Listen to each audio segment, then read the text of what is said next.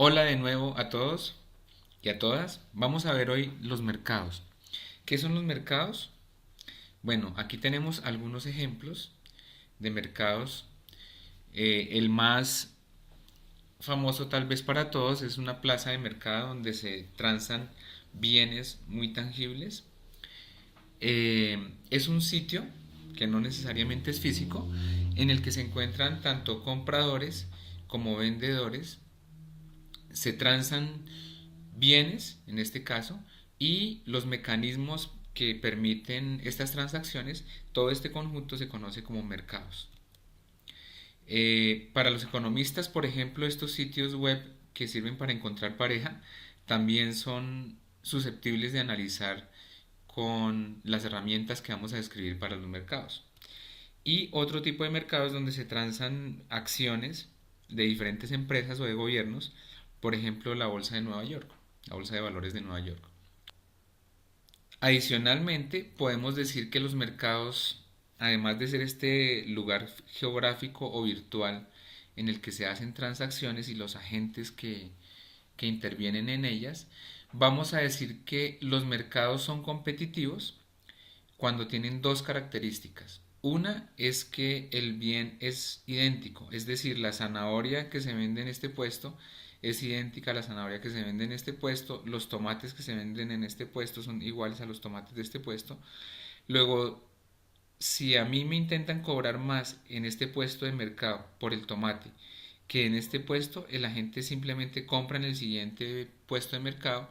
Es decir, que los agentes no tienen influencia sobre los precios. Los agentes, queremos decir, los vendedores de este puesto, no pueden influenciar mucho el precio porque al precio que llegó la cebolla, por ejemplo, ese día al mercado, es al precio que todos los demás vendedores van a tener que vender la cebolla por libras.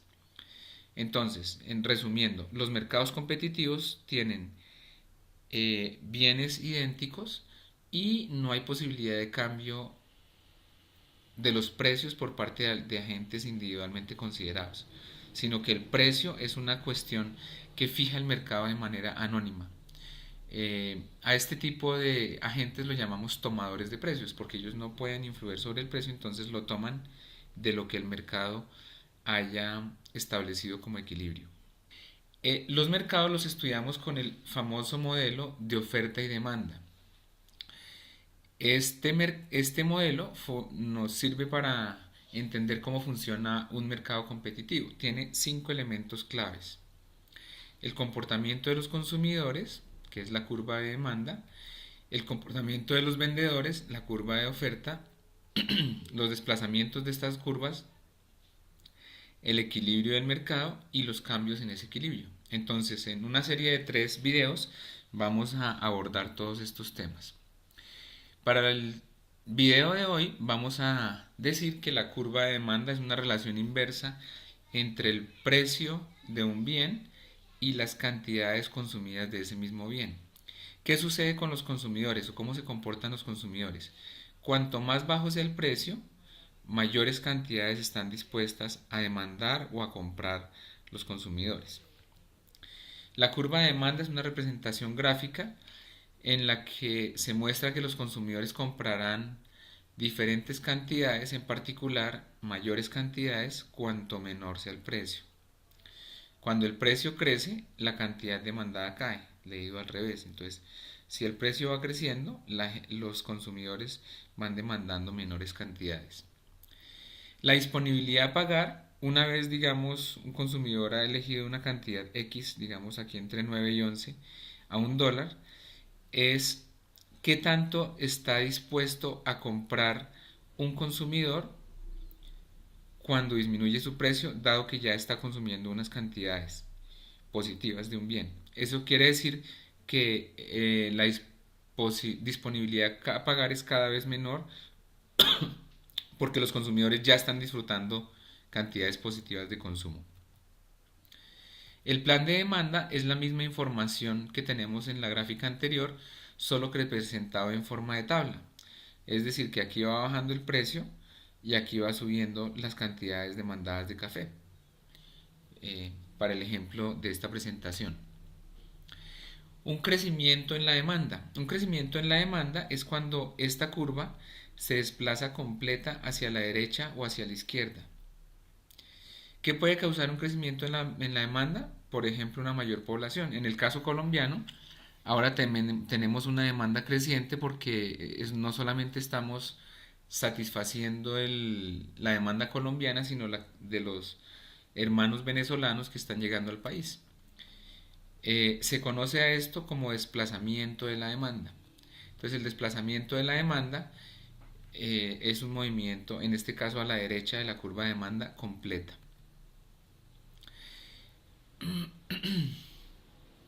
Bien, entonces, ¿qué factores causan desplazamientos de la demanda como los que vimos en la diapositiva anterior, que pueden ser a la derecha o a la izquierda?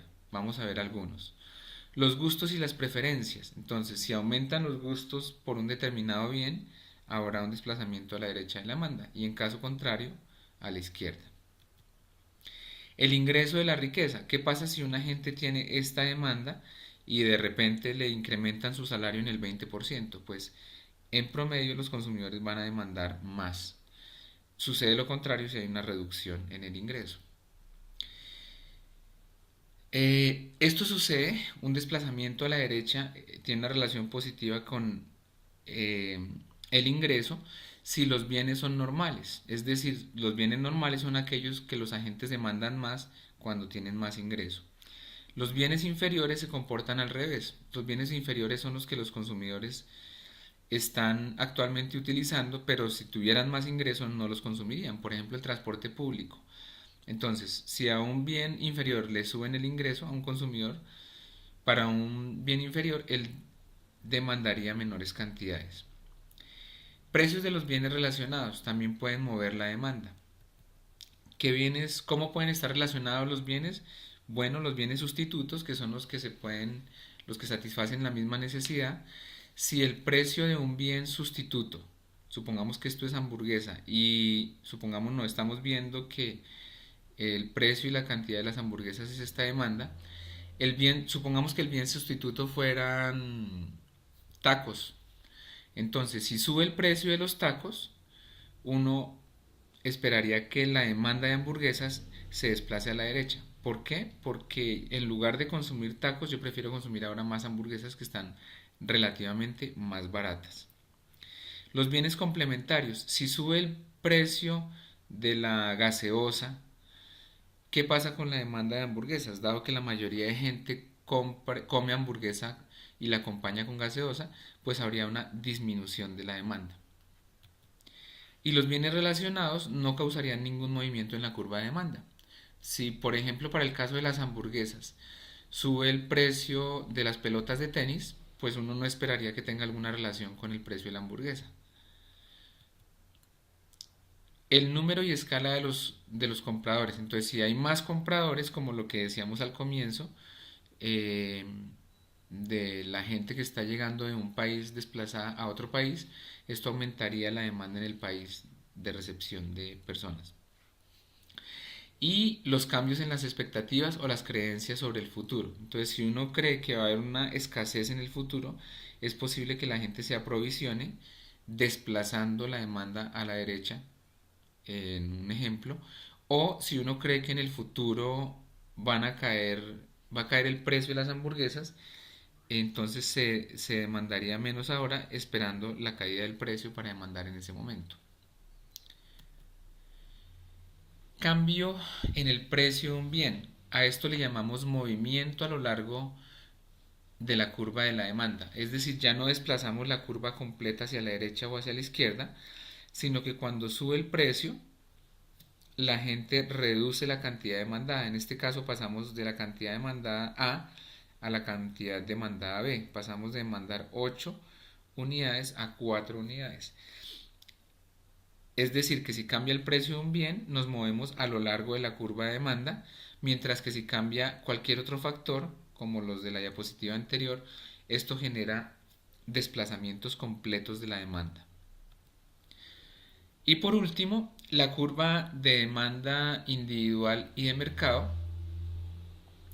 Decimos que Eh, tenemos dos agentes, Camila y Carlos.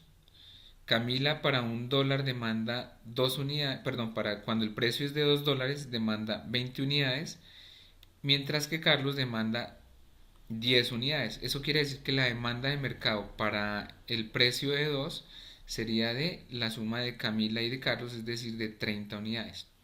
Hacemos lo mismo para el resto de precios. Para un precio de 1, Camila demandaba 30 y Carlos 20. Luego el mercado es la suma horizontal de los dos. eh, es decir, que se demandarán 50 unidades. Entonces, en resumen, la curva de demanda de mercado es la suma horizontal de las curvas individuales. Bueno, y con esto terminamos nuestro primer video sobre los mercados competitivos.